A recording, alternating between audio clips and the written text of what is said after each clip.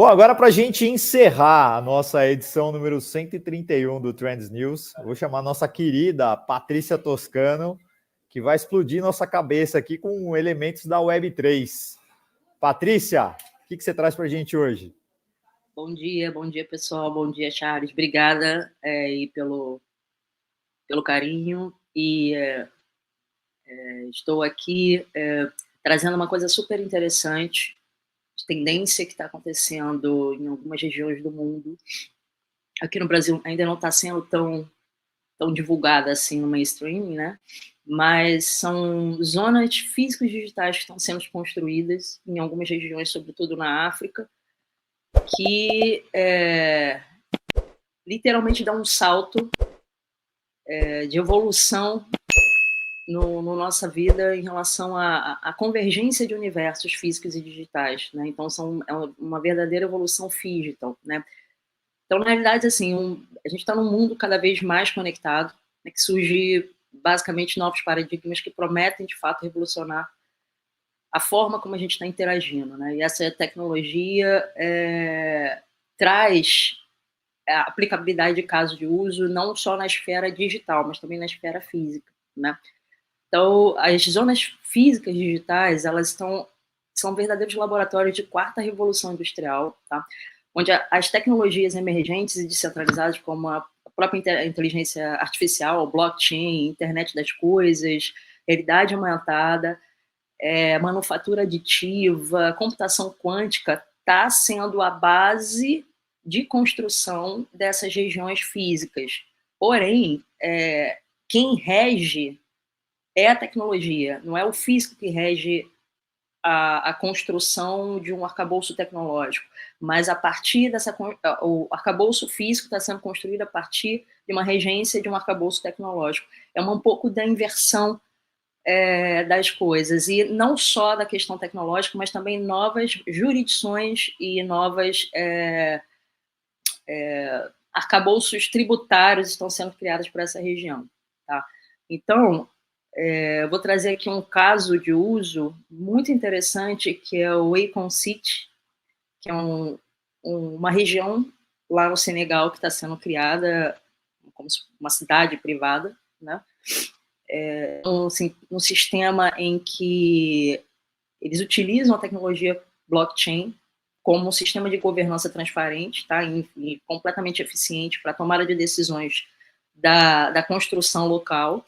E também com essa moeda, aliás, tem uma moeda sendo criada também, que é a Akon Coin, que é a moeda que vai gerar pela região para coabitar e coexistir e praticar o livre comércio de compra e venda de serviços e de negociações como um todo, né?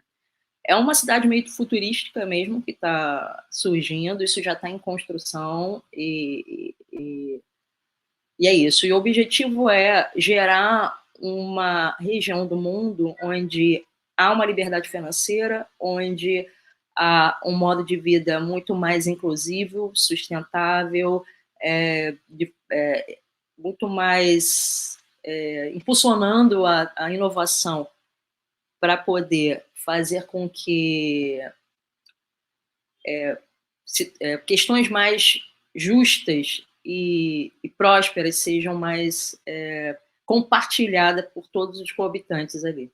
Então, eu acho algo bem interessante que está surgindo e vale a gente ficar de olho que daqui a pouco vão aparecer outras iniciativas aí, como o Akon City, não só na região da África, mas em outras regiões do sul global e futuramente, quem sabe, as coisas acabam demorando a chegar aqui no Brasil, começando a surgir aqui no Brasil também, né? Então, na realidade, é a evolução do conceito de zona econômica especial, que também já é uma evolução do conceito de uma zona franca, como, por exemplo, aqui no Brasil, uma zona franca de Manaus, com as zonas livres digitais, que são zonas que permitem que você, nessa região, você tenha uma política pública específica, tem um conceito de identidade digital específico também.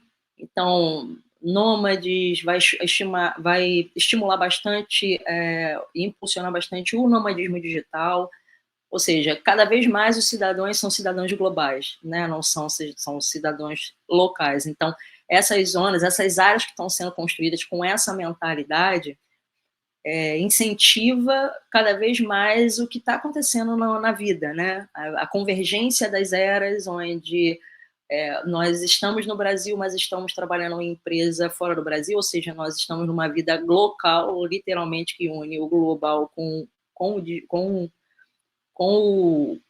o local, né? O global com o local, e vira uma iniciativa local, né? E a economia que está cada vez indo além, né? Ou seja, de forma mais global, muito mais do que uma macroeconomia, do que uma economia tradicional, mas uma meta-economia surgindo e sendo aplicada nos casos de usos reais, né? E transformando assim, novas formas de você coexistir, coabitar e viver, né? Então, cada vez mais uma vida hibridizada está se formando e a gente tem que ficar ligada nessas tendências. Uma outra coisa também que eu gostaria de falar, acabando fazendo um paralelo, que coincidentemente, recentemente, agora foi dia 18, se eu não me engano isso, dia 18 de junho, aqui no Brasil, foi noticiado, algo que já está sendo desenvolvido há muito mais tempo, mas agora que está começando a vir à tona na mídia, no mainstream, que é a nova identidade, né, aqui no Brasil, que é assim, Carteira de Identidade Nacional, que promete resistir a fraudes e também incorporar 12 documentos essenciais, o que eu acho interessante e incrível.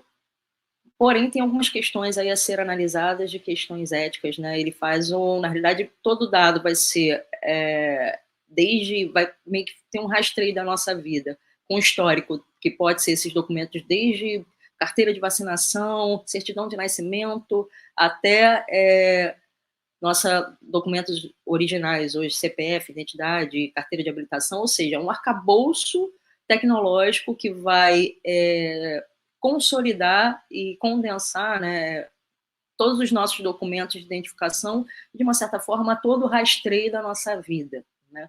Isso está tudo na blockchain, né? Provavelmente ainda não tem dados muito claros em qual é a blockchain que está sendo utilizada, mas eu acredito que seja a Hyperledger, que é a mesma blockchain que está sendo utilizada para o Derex, e normalmente para as iniciativas públicas aqui no Brasil estão utilizando a Hyperledger, que é já meio que um case aí de ser utilizado para iniciativas de CBDCs, que são moedas digitais dos bancos centrais.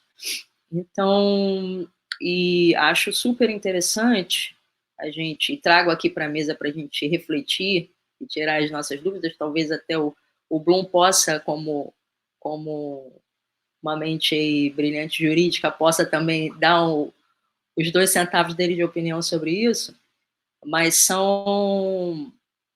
é uma iniciativa que vem cada vez mais implantar uma política pública de um governo digital mais imerso na vida dos brasileiros, né? Acho válido a gente refletir, inclusive não só CPF, mas também CNPJs também, ou seja, pessoas que têm interligadas a alguma empresa, que tem um CNPJ vinculado à sua vida, também pode estar dentro desse sistema único aí de identificação digital. Então, e nacional, de nível nacional.